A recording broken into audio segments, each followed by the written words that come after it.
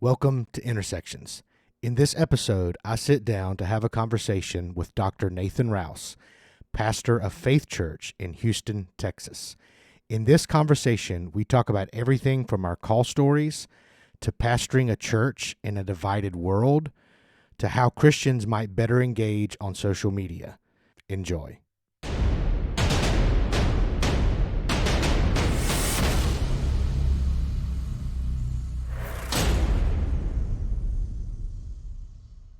So tell us a little bit about what you're doing right now, where you're at. I'm actually not sure myself, so share a little bit about what you're doing and where you're at. Yeah, man.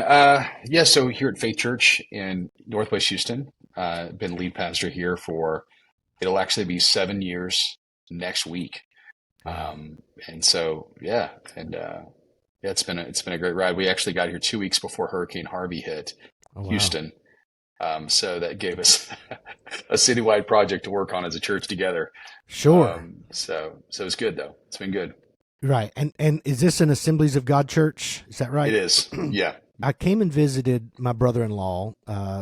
Him and his family was going to your church in Raleigh, North Carolina. He's a good friend of mine. I think I told you this.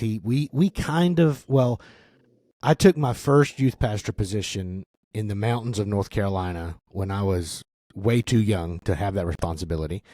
But I was there, and he was just a few years, like he was in the youth group. I was in my 20s. Like when you say too young, how old are you? When I took that youth group, I think I was 19, almost 20, but I was still 19 years old. Yeah. Okay. Yeah. And just for context, I lived in the middle of North Carolina. I moved about 300 miles away from home to take that position. And so I was on my own. I wasn't married or anything yet. So yeah, I took that this is a good segue actually. I took that position when I was in my early 20s. And then by the time I was 21, almost 22, I was pastoring that church. Yeah. That is a ride. Wow. Yeah. Yeah. And it was really because I didn't have anywhere to go. So the pastor that I worked under was embezzling money. And Wow. it was already a smallish church, like 100 or under on a given Sunday. And when that happened, the denomination couldn't find anyone to come. And I'm Church of God. And so, I was Church of God. And so, in essence, they sent several pastors through that were kind of like a little bit interested. But at the end of the day, no one wanted it. And it was like 12 people. And I lived in one of the parsonages. They had 2 parsonages, and I lived in one of them. And I had just had my first child. And so they were like, well, we're thinking about closing the church. And so I asked, well, what if I took it? Like, I literally asked them, if I took it, can I still live here? And they said, yeah. So, yeah. Literally preaching for a living. Oh man, I'm telling you. And so, so that's how I ended up there. And I never thought I was going to be a pastor. Like I did not feel like it was in my DNA to be a pastor. Church grew, and it was a wonderful experience. All kinds of crazy things happened, but it was a wonderful experience. And ended up pastoring that church. But that kind of put me in a niche because I became a fixer. And so about 8 years into it, the denomination called me, and they had another church that they were thinking about closing.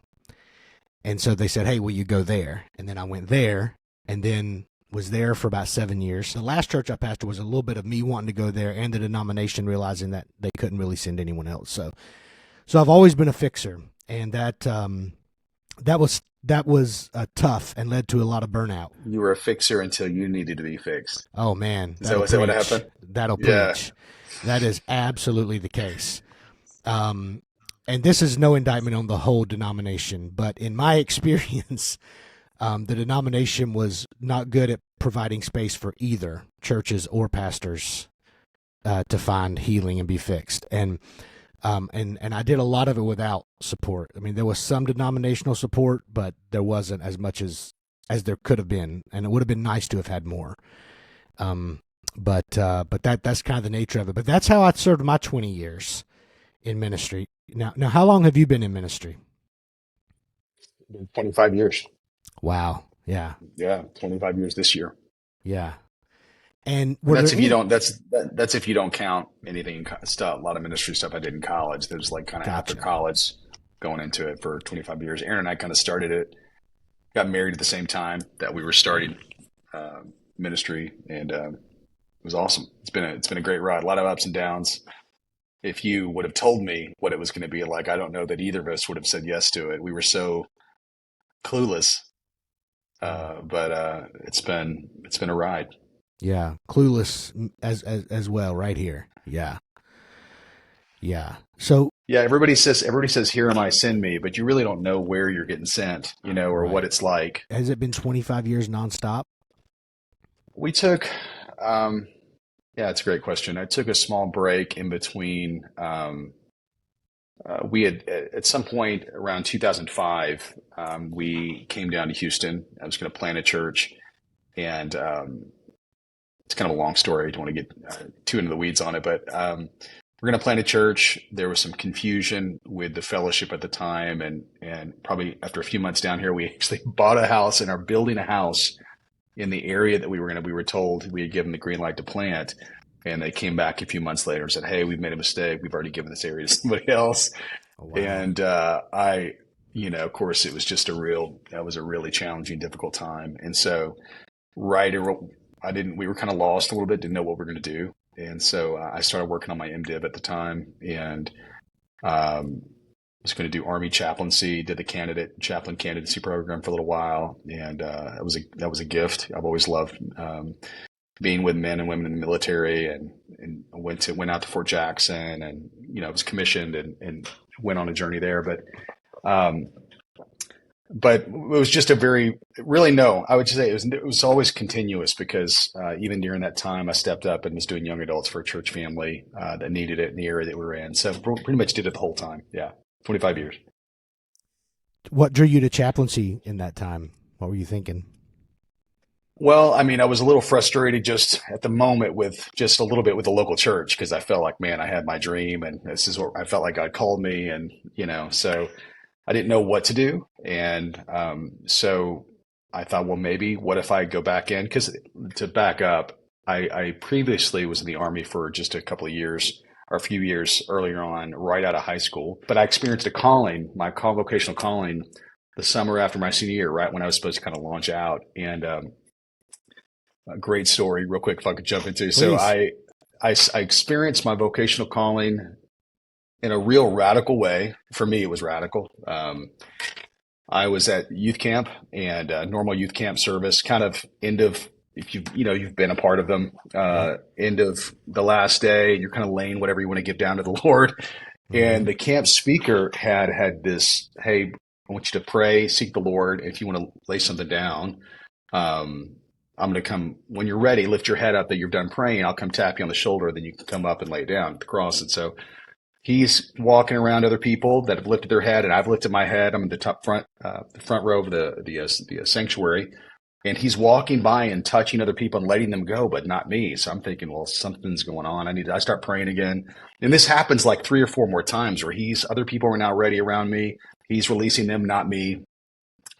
So, I mean, that lasts for maybe 20, 25 minutes. Wow. And finally, he comes up to me and finally touches my shoulder. I go up and I lay it down. Well, I go hunting for him in the worship band in the green room after service. I'm kind of pushing through people, and I walk up to him. His name is Reggie. And I said, "Reggie, man, what's going on there?" He's like, he said, "I always save my preachers for last." And literally, Dan, I just started laughing. Like, laughing is in, that's what a joke. Because I had my whole plan, my life was already kind of put together. And I literally laughed him off. And he kind of laughed with me just for a little bit. And then he goes, "All right, you're going to see." 2 weeks later, on a mission trip with my youth group in inner city DC. And on right before we head into our last night, the night before, my youth pastor says, "Hey, I feel like you're supposed to preach, that you're supposed to preach." And I had never preached in my life. And again, I kind of chuckled, got nervous. And he said, "I'm serious. I feel like the Lord wants you bring the word. And so I said, I finally relented, went back to my hotel room, stayed up half the night, feverishly trying to throw something together. Never done this before. And, anyway, I preached, and the same kids that had gotten saved all week at this VBS, intercity VBS, come down. And, I kind of walk off and sit next to a fence. And, anyway, there's this moment where a young lady walked up. She was carrying a baby. She looked maybe 17, 18 years old. And she said, preacher, will you pray with me? She said, I want to know the Lord.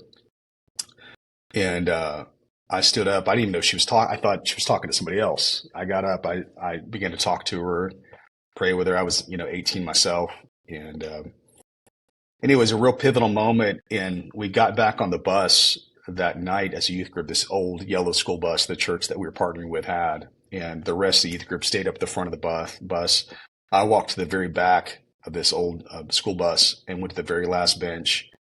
And it was like the Lord was in the bus with me. He says, I want you for the rest of your life. And I just began to weep on those green seats in the bus. And anyway, began a journey of just embracing and saying yes to the Lord. And came back, began to tell family. Of course, they freaked out. They thought I'd been brainwashed and all that whole deal. Sure. Yeah. Yeah. So anyway, that was kind of the ride at the beginning. Mm-hmm. And was pastoring on your radar at that time, or was it like me? I just thought I was going to be an evangelist. Like the idea of carrying a church was overwhelming to me at that age. No idea of shepherding, or had even an idea of what that was. Mm-hmm. So let me tack on back to the Army thing. So I went back, and of course I have an enlistment in the Army to go to follow. I'd already gone to boot camp the summer before, Fort Seal in Lawton, Oklahoma. Right. And so I come back, and I don't know how this happened. Literally, Dan, I don't know how this even took place.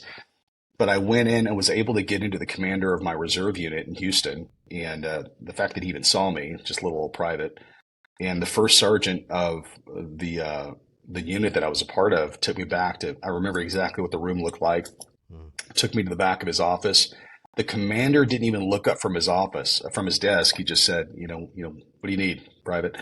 And I just stood at attention, and I told him, it just sounds ridiculous now saying it now. I just said, hey, sir, I have experienced a call of God on my life to go into vocational ministry.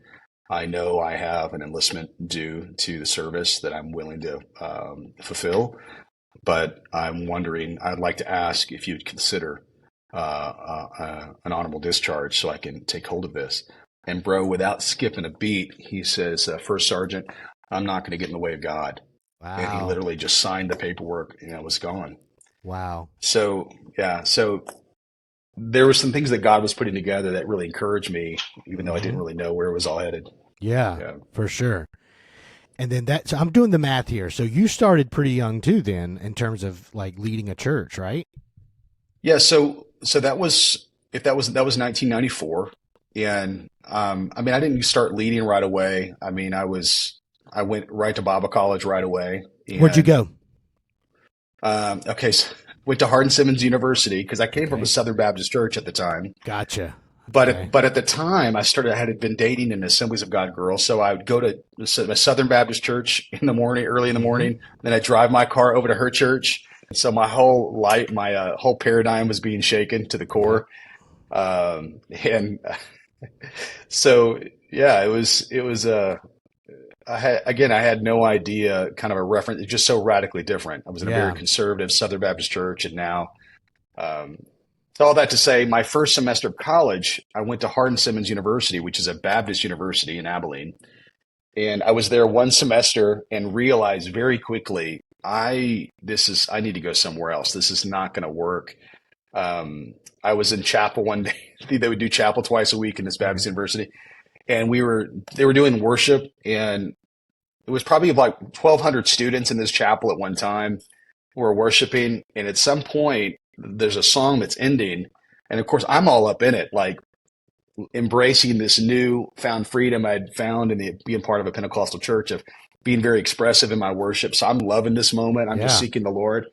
And the song ends, Dan, and I turn around, and the entire chapel are all seated, and they're Oh all no. staring at me. Oh no. And I just reach back from my this old like wooden movie seat type seat, and just like creaks on the way down. I just Yeah. felt like a moron. Uh, So it was like very quickly after that, I called my friend who was already out Southwestern as soon as he got University in Waxahachie, and I went there.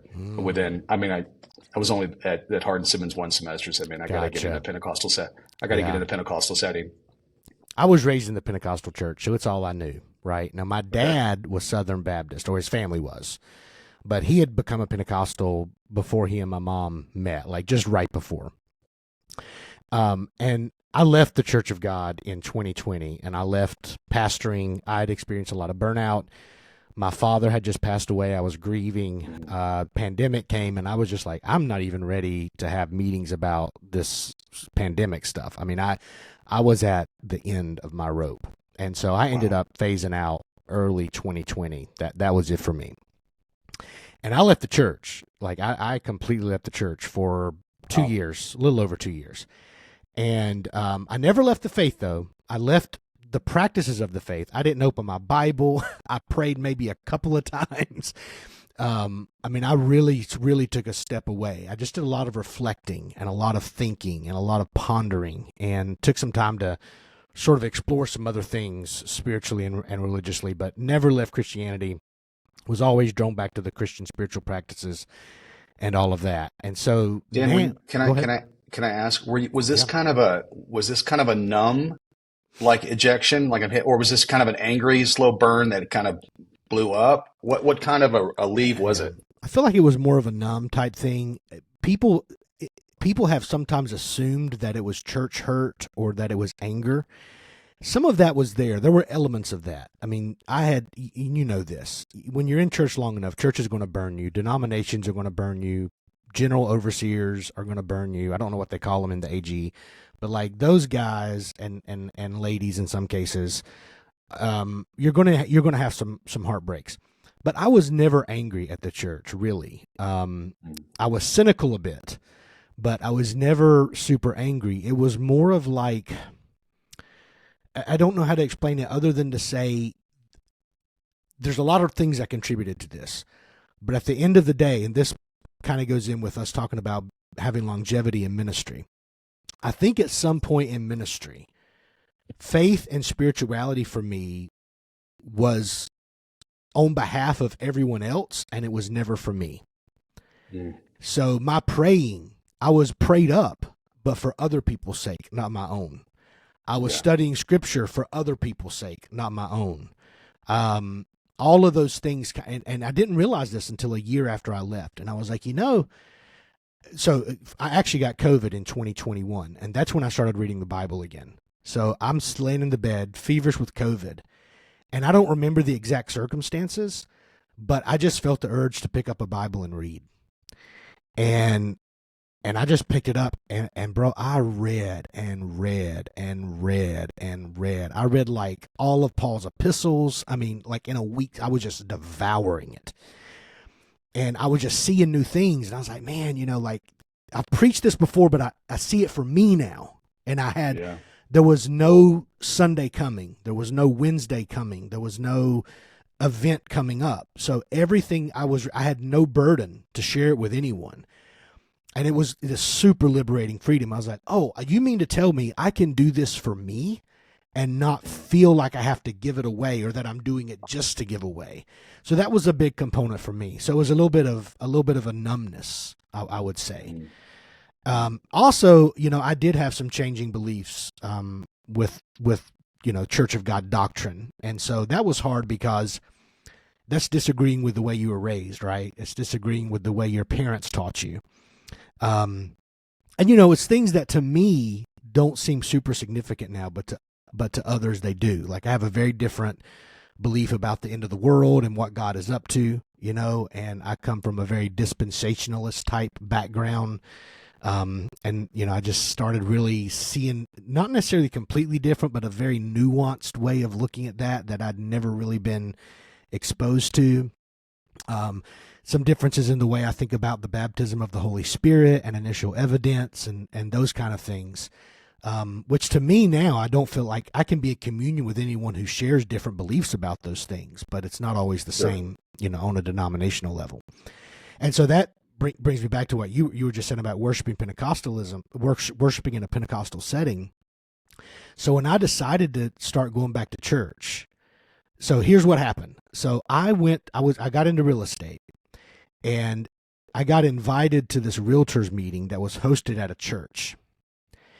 And we had the meeting. It was like in the coffee shop of the church. And then when we left, as I was leaving, I noticed a sign and it said prayer garden, and it was pointing out this door. And I was at a real kind of emotional, raw place. There was some stuff going on in my family at that time, and just a lot of I was under a lot of pressure. And I thought, what the heck, let's go pray. So I find this little prayer garden. I walk out to it, and it's like this neat little prayer garden. And they had like a little canopy type gazebo area. And so I stepped into it, and there were some books in there, and the books had gotten, like, it had been raining that day. So some of the books in there, the pages, how humidity and stuff, it had ruined the books. Yeah. And I got cynical. And I started thinking to myself, I thought to myself, see, churches do this stupid stuff. They've got this prayer garden out here. Nobody's taking care of it. The pastor probably stresses about this at every staff meeting. It's probably an expense to keep up. It's extra landscaping. Like, I'm going through all these very cynical things in my head. And the Lord just speaks to me real clearly and says, yeah, but you're here. And I thought, yeah, I am. And had they not put this prayer garden up, and if they not had this sign up, I would not be here right now. Yeah. And I just started crying, and I started praying. And in that moment, the Lord really helped me and confronted me with some of my cynicism. And so from that point, I thought, well, I need to maybe go try church again. So I actually went to that church a few times. So I tried different churches. I've done the Episcopal Church. Actually, when I first left church, the Episcopal Church was kind of a safe haven for me.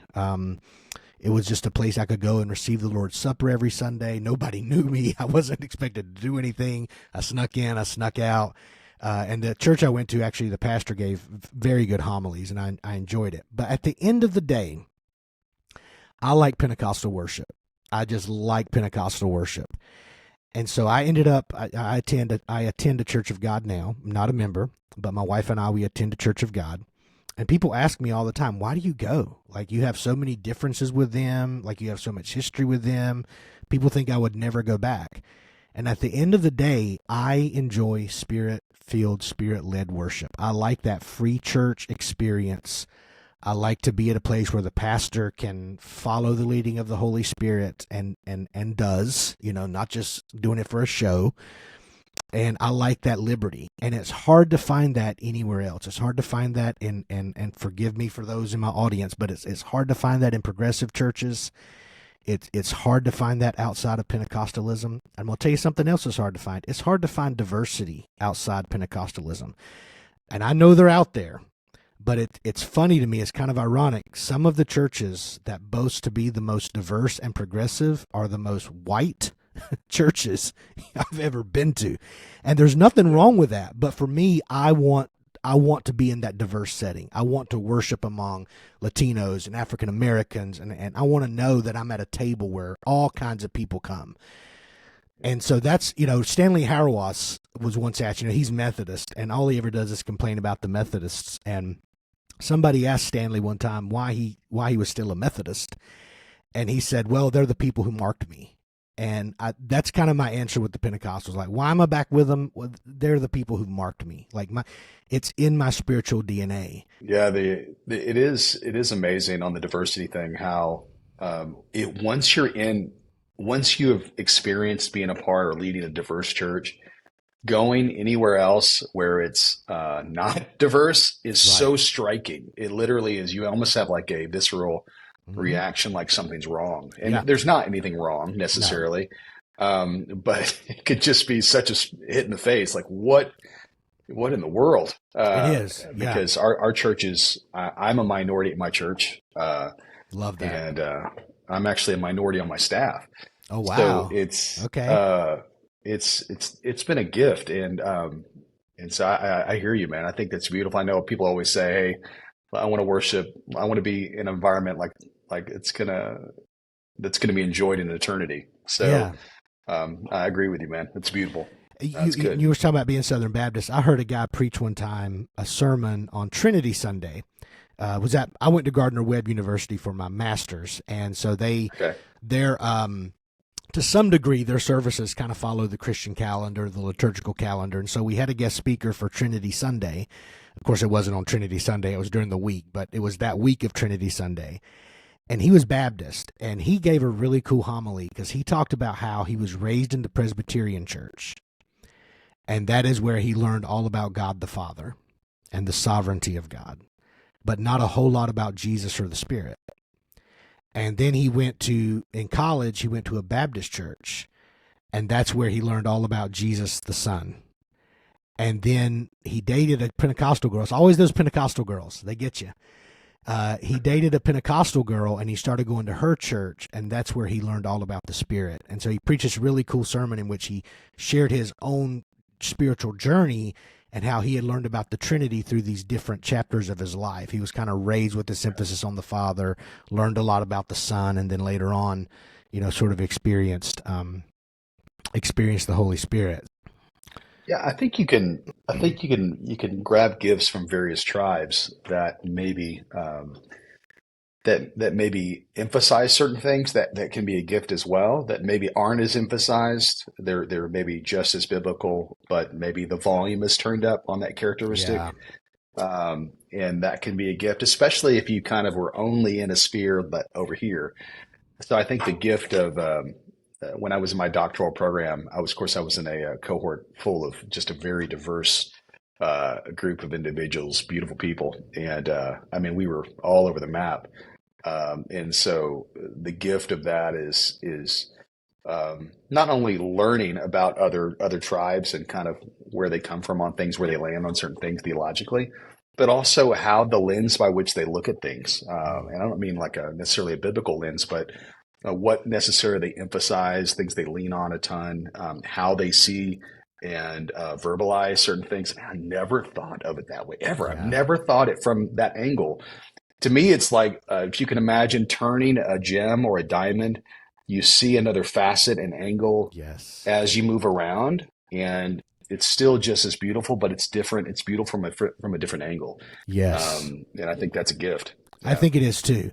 I don't remember who it was, but years ago, someone wrote a book and they talked about the different denominations, that kind of thing. They talked about it in terms of it being a mosaic, and that has really kind of stuck with me because I've always felt that way. I mean, some people feel really strongly about the disunity in the church. They say things like, well, why are there so many churches and all this kind of thing? And to some degree, that's a fair critique because Sure. we do have a history of like, well, you don't agree with me, I'll just go down the road and do my own thing, kind of stuff. Yeah. But I think that there's some sort of beauty in the fracturing or in the faceting, as you describe it. That there's beauty in it to some degree, and maybe it's because it's really impossible for us, or even one sort of set or set up beliefs or tradition, to understand all that God is. And so having these various traditions, I think, helps us. The key is being willing to receive those gifts that they bring to the table. And that's the key. I took a class in ecumenism when I was doing my master's, and I kind of knew what the term was, but I had never had anyone explore it, like show me what it really looked like. I just thought it was, let's gather around the campfire and sing Kumbaya and figure out a way to get along, right? Like, come on, Catholics. And hand out bumper stickers. Yeah. We're all together. We're in this thing together, coexist, right? So you kind of think that. But then I learned, no, that's not. It actually is a respect of the differences, but a willingness to bring the gifts to the table and to share those gifts, whatever those gifts may be. And this has translated well into what I do now as a chaplain.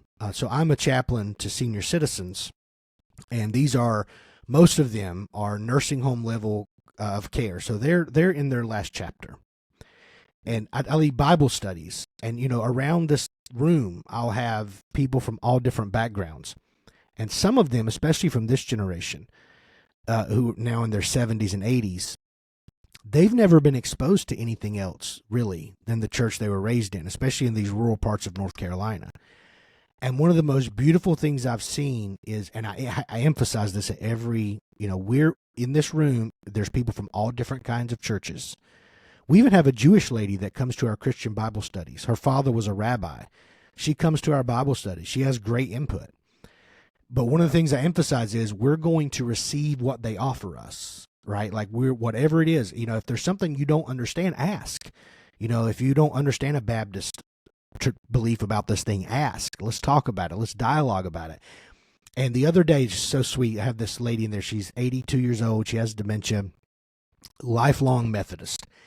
And when we first started the Bible study, she would say things like, I don't know why there's so many churches. I've always wondered why.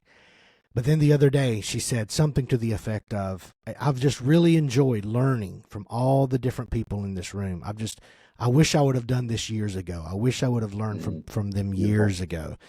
And so that's what we emphasize there. And it's a good way, because else everybody would end up at each other's throat, on some things. Right. But just saying, hey, we're going to let those guards down, because this isn't church. That's another beautiful thing about what I do. Is like, this isn't your church. We are church, but this isn't your church. And so you can still go to your church and worship the way you like and believe like you do.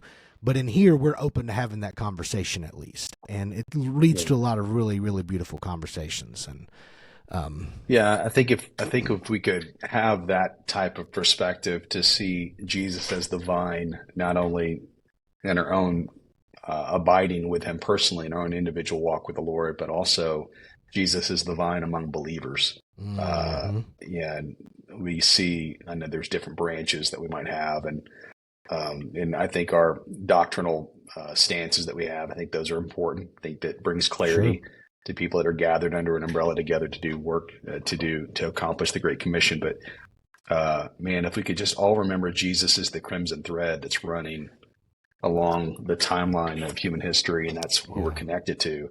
I think it's when we get distracted, we start trying to find commonality on other things. I mean, there's not those things, but Jesus has got to stay the center. Yeah. And that's when we miss that. It's when we start hurting people. Yeah. Hurting one another, messing things up. Yeah. Let me ask you this. So you mentioned that you pastor a pretty diverse church. And one of the reasons I invited you on was because I've noticed just in your social media engagement primarily, which is the primary way in which I hear from you and see things from you, that you have a way of navigating some very sensitive topics and subjects and that kind of thing. And so I was like, I really want to get this guy on the podcast and have a conversation. What would you say to someone like pastoring a diverse church? I'll tell you my experience. So the last church I pastored here in Charlotte was pretty diverse, not as diverse as I would have liked racially or ethnically, but they were very diverse in terms of beliefs. We had people from all different backgrounds. We had people from Methodist backgrounds, and it was more like I always used to refer to it as a triage church. Like people who had church hurt came to our church. Okay, but with that also came various political ideologies and belief systems and things that they held dear. And for a long time, that church was able to hold those things in tension. Well, come 2015, 2016, the political climate really heated up. The news cycle really heated up on some things, and that were really politically and opinion driven. And there is beauty in diversity, but there were times I wished everybody believed like the same thing politically. I wished like in my church, because it would have helped ease a lot of arguments.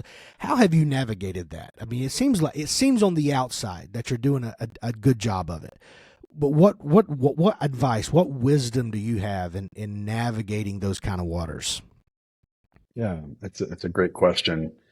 And one that it's a question I really welcome, because I'm really passionate about that topic, Dan, because when it's done well, I feel like it's beautiful and it honors the Lord. And when it's not done well, there's just such collateral damage. Mm-hmm. And so for me, I think there's some guiding principles that kind of from a compass standpoint is my call as a pastor, especially like from the pulpit, is to preach the word, not preach politics. And I know that sounds easy or like cliche.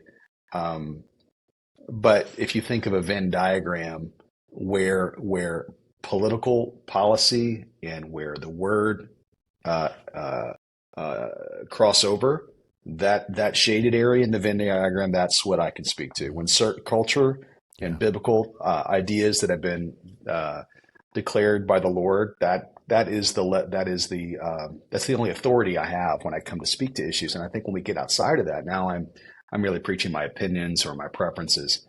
And I think the other thing that comes to mind is not to keep pointing to Jesus and not to men. Um, and I think if we're consistent with that as shepherds, it allows us to protect the prophetic office in the pulpit to bring correction on either side of the aisle as needed versus if you kind of pick your tribe and you're throwing rocks at the other side of the aisle, I feel like you lose credibility as a shepherd and as a leader in people's lives. And I want to be able to protect that. So credibility is protected. I could speak out toward things, and I have toward on either side when there's maybe an issue where the word is very clear on something. I don't feel like it's my job to the church's role is not to write policy, and so I think there are some things that Scripture is pretty clear on that we should be standing on. But I don't think we should venture out into trying to seek political gains where the Word of God is silent and acting like it's loud, So I want to guard that credibility, that consistency, and I feel like that allows me to have a voice. And if people in my congregation watch that and they're seeing that consistency, that I'm not taking sides necessarily. It doesn't mean I'm not taking bold stands that offend. Right. I think if you don't water down the teachings of Jesus, he offends both parties easy. Preach. That's my thought. So I think as long as we can get comfortable with some of that discomfort, and I think we can guard that credibility that I think is so vital. Mm-hmm. I love that. I love that Venn diagram example, and that's, the name of this podcast is Intersections, and that's the approach I've been trying to take in this part of my life, because that where things intersect, and it's a cross, where things intersect is where the rubber meets the road, for lack of a better term. And Martin Luther King Jr. said, cynics can't be prophets. And maintaining that prophetic voice is something I actually talked to a mentor of mine when I was thinking about starting this podcast. And I said, one of the things I don't want to do is I want to be able to talk about some topics that are relevant and that's going on right in front of us. But I also know that how I sometimes come across. And I know this about me. I know it sometimes I come across as a smart aleck and sarcastic and cynic. And I literally told my mentor this. I said, I don't want to lose my credibility as a pastor or someone offering pastoral care, because I desperately believe that is what we need right now. When I pastored the church here in Charlotte and I said it was a triage church, a lot of that's because I'm a triage pastor. And, I view myself, I can't remember the name of the movie, but Mel Gibson produced a movie. Maybe you can remember the title of it, a while back, where there was a soldier he was like a conscientious objector, but he joined the war anyway. And so he's out there, but all he's doing is pulling people off the battlefield when they're injured, right? He's just there to offer triage and help. Like he refuses to fight, but he's still there for his brothers, right? He's still there. But he's just doing it in a different way. He's on the battlefield, but he's not fighting in the same way. And that's the posture I'm trying to take right now, is to be there for those who are really bludgeoned and hurt and who are confused in the dust of the battle and are trying to find some clarity. And so I'm hoping in some small way I can contribute to that. But that's what I'm trying to do. And man, that's so needed, because if you that type of posturing, I think, helps model the way we like. To me, it feels like the church should be the very best at civility in our world. It feels like the rest of the world should be able to take master classes from the church on loving your neighbor and the ability to have difficult conversations, showing people how that you can attack ideas without attacking people, that you can have difficult conversations and dialogue well, and that's why I think this matters. And I think you saw. I took some heat for what I thought was just a very innocuous post I did. I think you and I talked about it, but like a week and a half ago or 2 weeks ago, I think it was something effective. Don't trade your Christian witness for political idolatry. Yes. And you would think that any Jesus follower would be like, yeah, that's right. Amen. No, we shouldn't have any idols. Yes. We shouldn't have any idols, and we want to preserve our Christian witness. Very straightforward. You would think a biblical idea. And man, the vitriol that idea stirred up I felt like is just telling for not only the times we're living in, but the season the Western church is in, the American church is in right now. And this is why I think it matters so much. There's got to be a few that are willing to do things differently, to model the way that there is a way to do this, that you can still speak to very difficult topics, and you can take what many might see as offensive stands, and yet do it in a way that's strikingly different than maybe what they're seeing. Right. Or not just speaking to one side and being silent to the other, giving a pass to this and turning up the volume on something else. It's crucial that right now we have some leaders, and I'm not saying I'm the greatest at it, but I am passionate about it because I feel like the church needs to see a few people doing it well, so that maybe church can maybe pick up some momentum doing it differently. I agree with that 100%, 100%. And that's what it is to be the kingdom of God, to be the kingdom of heaven in the midst of the kingdom of the world, the worldly kingdoms. And, I saw that post, and I've posted things similar, and it's funny how people, they hear something completely different. And this is true in preaching too, to some degree, but it's amazing what people hear, because I was reading through those comments, and even on mine, when I posted things, people hear you taking a side. They hear you like taking a political side. They hear you taking an ideological side, even when you're not, like you're explicitly not.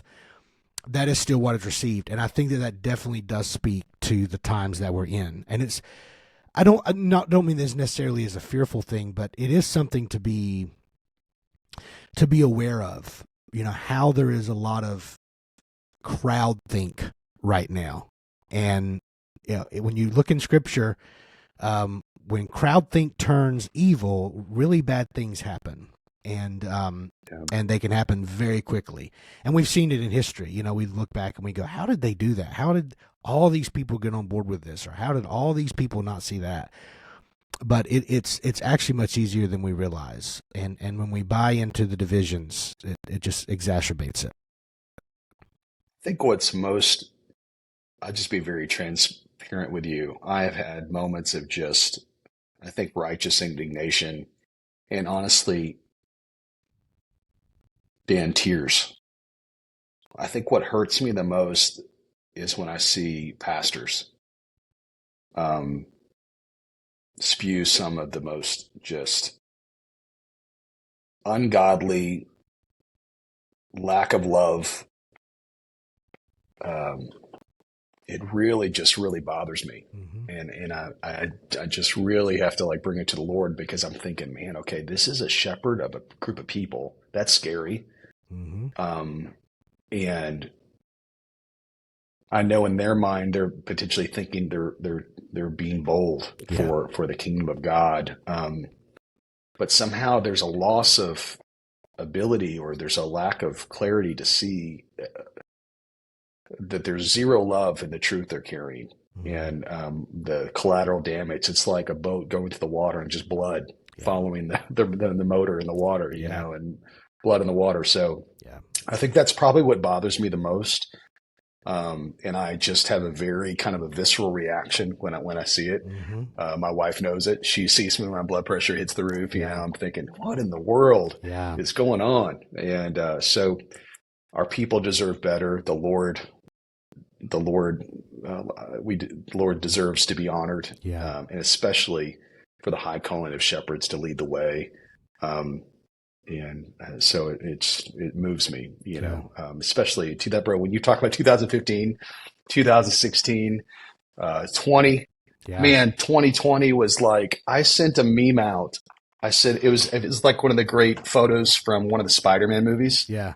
And he's trying, I don't know if you remember that scene where he's trying to hold this fairy that's been torn in half, Yes.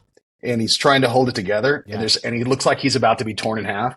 And I took a screenshot of that image, and I just said pastoring in Oh 2020. man. That's what it felt like. You had COVID, of Yep. course. You couldn't do anything right with COVID. No. On either side, No. you either weren't being safe enough, or you were being a liberal, woke Yep. individual. We had the racial tension that our nation was facing at the Yep. time, and of course, the 2020 election itself. Yeah. And I had my receptionist being reamed out from Mhm. both sides Yeah. at times on no matter what we were doing.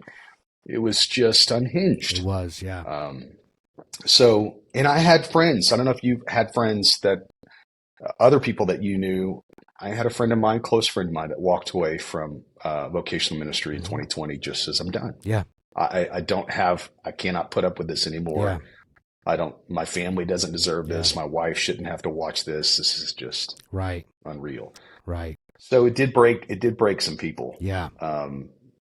So It was a shaking. I told my church in 2014, I think it was, or 15, shortly after I'd gotten there. And I got some weird looks, but I said, we are living in apocalyptic times, and we're in the early stages of it. And I just felt that in my heart, felt that in my spirit. And I feel like everything that has happened over the past 10 years has just been so revealing, and which is what apocalypses do. They reveal. And it has been a time of revelation for sure, and a lot of shaking. And now I feel like there's so much deception right now. Just on just a very base example, with the advent of AI and deep fake videos, and it's really hard to know what is going on today. There is so much deception. I mean, it's everywhere. And there has to be some clarity. And now is not the time, in my opinion, for churches or church leaders or theologians to, I don't know, have councils, right? Like, this isn't the time for us to be debating and arguing. We need to find these common ground things that we can look at and say, okay, this is Christ. This is the way of the Lord. This is what Jesus taught. And like you said, focus on those things and get the attention back where it needs to be, and in some ways, I think the simplicity of that is just incomprehensible to some church leaders. I don't know why, but they want it to be harder than that, and it's really not. There is something to be said about the simplicity of the way, the simplicity of following Jesus. He said, "Come to me, all you who are weary and heavy laden, and I will give you rest." And we need churches and church leaders that offer that space. I say triage, but that space for people to come and get out of the dust of the battle, and to get some clarity and to get the dirt out of their eyes, so to speak. And to know they're loved, and to know that they can be taken care of, and that the Lord can meet their needs, and that there's a community there to help them as well. I think we need that. Dan, I agree with you. I think there's a maybe a portion of the church that feel like that might be too Pollyanna, too passive. Yeah. And I think that's because there's a real ramped up. There's an agenda that needs to be, if we're going to save America, if we're going to save the church, if we're going to be faithful Christians, that we've got to maybe do these certain things. Yeah. And so I think there's obviously a different approach, but Jesus is always enough, man. Yeah. Jesus is always enough. Always. And his kingdom is something strikingly different. And the pursuit of him is very different than how the pursuit of all these other things. So yeah. I think something really encouraging myself now in this year, in this election year, is just being reminded how resilient the church is been throughout history. That gives me a lot of encouragement, a lot of Yeah. hope, and also being reminded that His word will never fail. Amen. And man, that'll hold you. It will. And Yes. Are you familiar with Rene Girard at all? Okay. So Rene Girard is he's deceased now, but he was a Catholic theologian. He taught at Notre Dame University, and he wrote a ton of books about mimetic theory. This idea that basically humans want what other people have, or they want what other people want. And so his idea is that this is kind of like the driving force of all sin. He says the 10 Commandments are built from the 10th up. Thou shalt not covet. And so everything else comes up from that rather than down, is the way he approaches it. There's a lot involved here, but the short version is that at some point societies are clamoring in what he calls this web of scandal, to get what they don't have or what they think they don't have. And when everybody's clamoring and nobody's getting any satisfaction with the results, they end up scapegoating. And they have to blame somebody for the reason why no one's happy, why the society is going to pot, so to speak. Like, it's really their own web of scandals that are creating the narrative. They're co-creating the narrative of apocalypse, but they have to find someone or some group to blame for it. And in that, he says that feels like righteous anger. Like, scapegoating feels holy because it's a ritual thing, right? It feels sanctifying. It feels good. And I watch preachers sometimes. I watched one this Sunday after the Olympic ceremony thing came up, and all that was a big hoopla. And he got up, and that's all he did for almost an hour was just scapegoat. And he was very passionate about it. And I felt sorry for him on one hand because he was just eaten up with it. But on the other hand, I understood it. Like, it feels righteous to do that. And I think we have to be careful and to check our anger and our indignation to find out where it really is coming from. Like, what are we really feeling and what are we really acting on? Because there is an anger that feels righteous, but the fruit of it is not righteous. And we have to be cautious of that. Jesus did turn over tables. But I feel like in the cast of that, in the credits of that scene, there was an asterisk that said no animals or humans were harmed in the carrying out of this scene, right? Like, it happened, but there was a way in which it happened. And so we have to find a way to turn tables over without doing as little harm as possible, and doing it in a way that is a testimony and not an indictment on the church and Christians. So.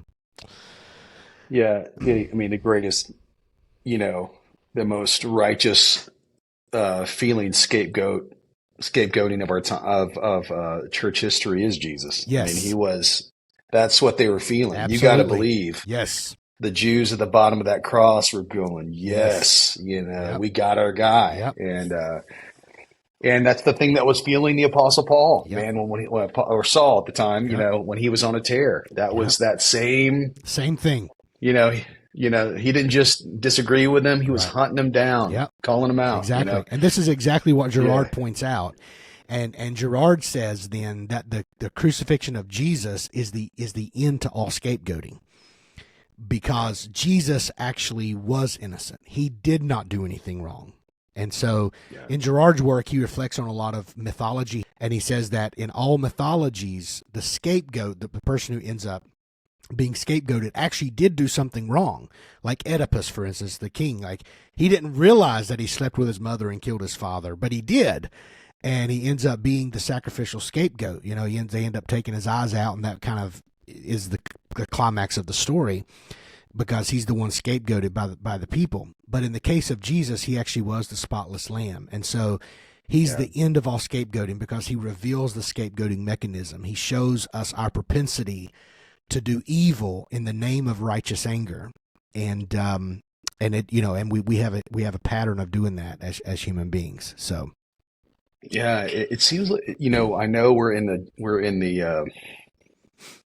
the generation of the hot take. The hot take is in its prime, and so we're all on a rush to respond. And I don't know about you, Dan.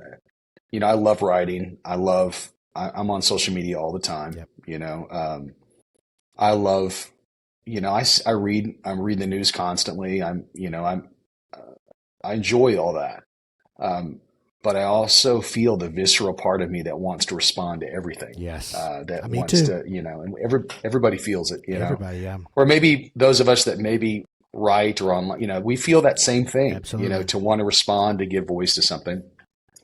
But I think in the age of the hot take, um, there's got to be some reflection that just slows us down a little bit because of that visceral part of us that sometimes doesn't really sometimes know when we're moving at the speed of scapegoat, Yes. and That's good. I'm gonna nail someone Yep. right now, and I got them, Yep. and and we're going to use my religious language to frame this person to Yep. make them look like an idiot, Yep. or make them look like a sinner, Yes. And so I think there's got to be a dissection, like a slow down. We need to take, and I think it's important that for those of us that have any type of measure of influence, to really be okay with not responding one to everything, but also just being willing to respond at a slower pace, to slow down, Yeah. to not only wrestle with our own motives, but also to be able to dissect and separate certain things. And I think that's where I know people get sick of nuance and the minutia of all these things, but I think it's so important to be able to talk about difficult things in a way that's clear. And I think sometimes rather than using a scalpel, we're using a bat. Yes. And we've got to be able to model for the church to reflect, think, pray, and then give maybe some clear dissection on some things. If people are willing to listen, sometimes the crowd wants a bloodbath, man. They want the bat. Nothing's going to change their mind. Right. I think what's funny to me when I make a general thought of something or a sentence of something, trying to talk to something, I have to remind people all the time to begin to drop in the threads. They want to say all these other things. And I'm saying, look, that sentence wasn't a dissertation on the topic. Right. It wasn't a treatise on that theological doctrine. Yeah. Because people, again, they hear all kinds of things in a post, but I just think we've got to be able to model well, not just speaking well, but slowing down well, and just slowing things down, because we all feel that visceral reaction and want to respond. Yeah. Yeah. And I think maybe we're figuring this out now. Social media, like the emergence of it and the advent of it, and then in 2020, all online stuff just really, like, the use of it really went up, like, generationally. People who weren't using the internet before 2020 were using it in 2020 to watch church and go to work and, like, all this kind of stuff. So there was a change, but someone said social media is like this giant experiment we're all part of, but none of us signed up for. It just kind of happened. And I've noticed this in my own life, and you bring up a lot of good points. I'm literally writing right now. One of the things I'm writing are my rules of engagement, and I already started some hard, fast rules for myself. And one of those rules for me is never say anything in short that I can't elaborate on in long form. Right? Like, no gotcha sayings. Like, if I'm not willing to take that saying that may come across as a gotcha and put it in a larger context, then it's not ready to be shared yet. Okay. It's like, it needs to fit in something larger. And I've been trying to practice that as much as possible and share those larger pieces of thought, because I'm going to make mistakes, but I at least want to let people know where the context was, like, where did it come from, and to lead in that way. And I just love what you keep saying. I think it's imperative that we lead as church leaders and as faith leaders, that we lead in this way, because people need to know and people need to see a better way of doing it, because the way that ends in constant debate, constant arguing, constant disagreement, constant scapegoating, it's the way of death. It's not the way of life. It's not the way of the fruit of the Spirit. It's not a way to cultivate love and peace and self-control, and the fruit of it is all bad. But we have to show a better way. We can't just rant about it. We have to show a better way. And you're doing that in the church. I think you're doing a phenomenal job from what I can see, and from what I'm hearing right now, you're doing a phenomenal job. myself, I'm sort of called to the periphery right now, and that's where God has me at. I thought about jumping into church and finding a way to get ordination and all these various things. But at the end of the day, I just feel like I'm uniquely positioned where I'm at. And we talked about this a little bit in our initial conversation. People will come to me when they're bleeding and when they're hurting, when they won't go to anyone else, and when they want to talk about that thing that is a hot button topic, like whatever it is, whether it's a political issue or something they're facing, something they're going through, maybe something they're wrestling with in their family or their life. A lot of times they won't go to their pastors or their denominational leaders. They'll come to me because I'm sort of outside of the camp, like I'm not there anymore. I'm connected tangentially. I'm still a Christian. I still worship. I'm still part of a community, but I'm also sort of in the wilderness a bit. And that's who I feel like God has called me to, is wilderness people who have gone through deconstruction or who are in the middle of deconstruction, which we didn't really talk a lot about in this conversation, but something I've been acquainted with is just taking apart what I believe and really giving it a hard look. And there's not a lot of churches that offer space for that. And so I think that there's a need for this to be modeled in the church. There's a need for this to be modeled out of the church for the better good, just in general. There has to be a better way. We have to. The intersections of life are happening on social media. They're happening on YouTube. They're happening on the internet.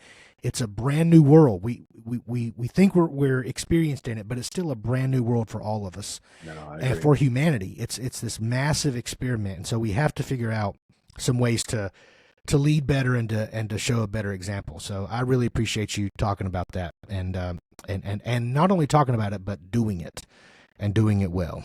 Yeah. Man, that's great. It's great, Dan. I want to just applaud you also for being faithful to what you feel like God's calling you to do versus feeling like you got to jump back into whatever you thought it once was or what it's supposed to be. So grateful that you're being faithful to the tribe or faithful to the sphere that God's called you to, and not falling into the temptation. Well, man, I'm really going to get back to real quote ministry. So I just think that's beautiful. Yeah. And I agree. My hope is that, I keep thinking, well, maybe after this election year, after I kept, maybe we're going to get back to some, but I don't know that that's, I don't know that that's maybe the not case. in our lifetime. And, I don't think maybe so not. either. And, you got to believe, like when my boys, I remember back in 2000, I think it was 2017, I was on a walk with my sons, outside our neighborhood, in our neighborhood. We were just walking the dog. And I remember my youngest looking up to me and going, "Dad, do you think there's going to be a civil war?" And the fact that my youngest son, who at the time was in middle school, the fact that he had to even wrestle with that, man, it broke my heart. For sure. It broke my heart. Yeah. So, I don't know what the future holds for us. I'm not saying that's in the cards for us or that's what's coming, but I am saying that it is the collateral damage on families and in the next generation is huge. And I think it just brings to the forefront the import of us getting this right as shepherds, because we can do this. We know the word teaches us how. Jesus has taught us how. We can do this better than this. And I'm hoping we can rise to the challenge of helping love and lead in a way that honors Jesus. Before we end our conversation, you bring up your sons. I have 2 daughters. You have 2 sons. Is that right? Yeah, 2 boys, 19 and 20. Okay, my girls are 21 and 18, so they're right there. We're in the same boat. Yeah. So we've talked about longevity in ministry. You've been married how many years? 25. Okay, 23 for me. So so we're right there together in that. And I'll share a little bit about some of the things I've been confronting, and I'd just love to hear your thoughts on raising sons in ministry and as a pastor, and what that has been like for you.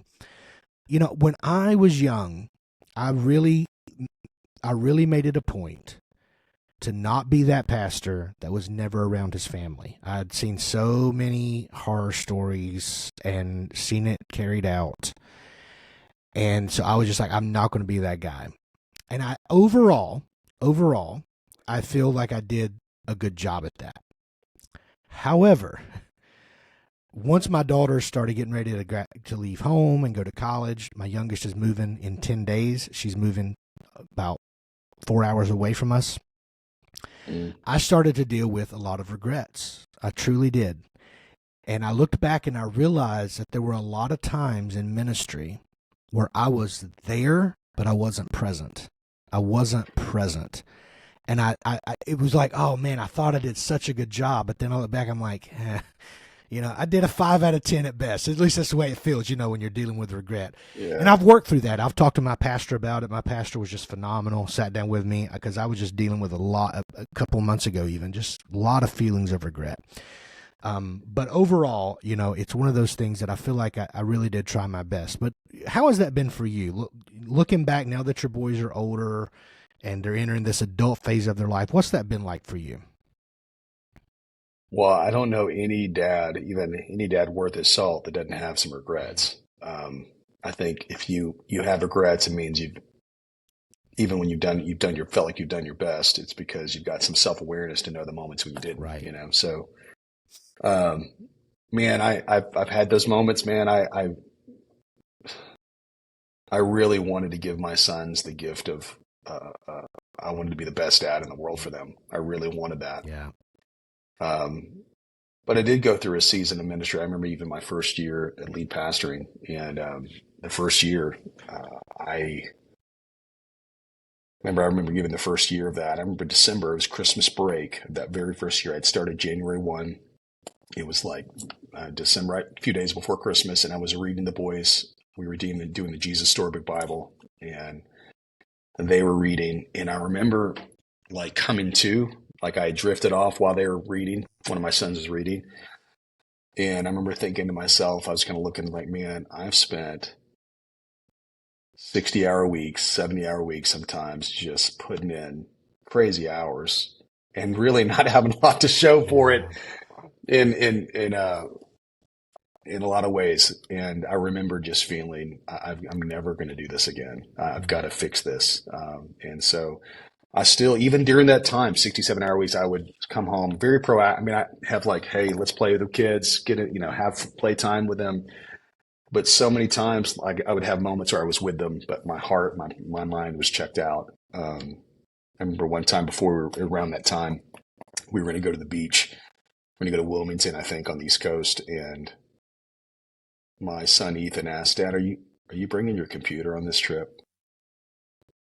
And man, the fact that my 8-year-old son is asking me that question was revealing.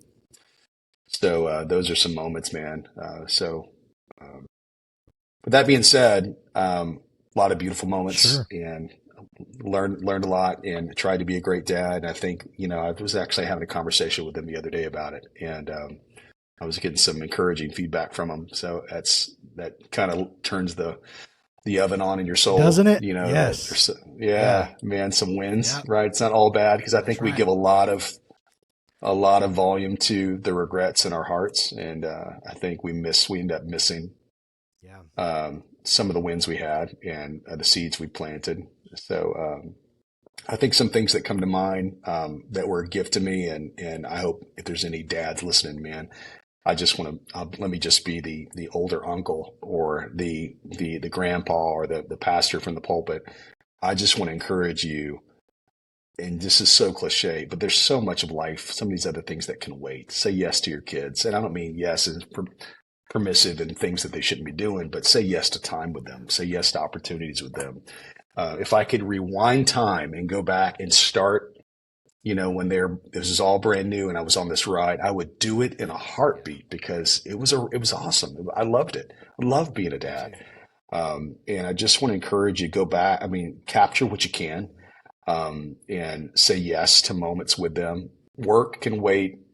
Chores can wait. You're going to have to get to it, but, say yes to moments with them. One other thing I was thinking about too, another great thing that helped me, this is going to sound kind of strange, but when you're coming home from work, don't give your family the leftovers of your day, physically or emotionally. No doubt you're tired, you're fried, you're worn out. But I used to do this thing that when I was pulling into the neighborhood of coming home, I would get to the name of our neighborhood. It was Cypress Creek Lakes at the time here in Cypress and various other places. It was different things as I drove into the neighborhood. And it was like I would tell myself, okay, bring your best because you're about to set a vibe when you walk into the house. And so that really helped me. And it would just kind of help me reset and recharge, stepping in to be with my boys and my wife and just coming in with a, rather than lugging in and frustrated and kicking the dog or what, Right. You come in with, hey, what's up? Yeah. Check, bringing in some joy into the room and setting the temperature of the house. And, I tried to do that. Wasn't always successful, but I tried to do that. That's great advice. And I love it. We had a conversation with our daughters a few weeks ago too, and they shared with us some of the big wins we didn't even realize.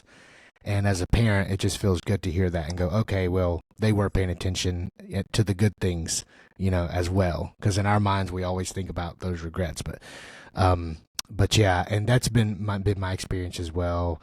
Just trying to, and I wasn't as good at it when I was younger. I didn't know how, and I didn't really know what that looked like. I had great parents, but they were blue collar workers. They worked hard. They came home, and you could tell they worked hard. And so I didn't have that modeled in the same way. But it is so important. And one thing I love that practice of praying when you come in the neighborhood. I always made it a point to, when I got home, if I could, to just get alone for like 15, 20 minutes and just sort of adjust myself, right? Regulate myself to the new environment, regulate myself to be there for them, and then just sort of, be there.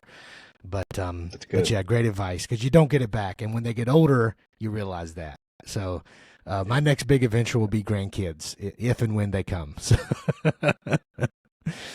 And I'm looking forward to that, man. Would love that. And I love even hanging out and pastoring the kids we have in our church. I love kneeling down on the foyer and just talking to our kids and hanging out with them. I don't think we realize how powerful that is to engage with a child, and get down to their level and hang out with them and just give them some focus and attention and talk to them. Yeah. So man, it's good. It's good seed to sow for sure. Yeah. Yeah. Amen. Well, thank you so much for jumping on tonight. We've had a good conversation. I think it's probably a good time to wrap it up, unless you had anything else you wanted to share or talk about. No.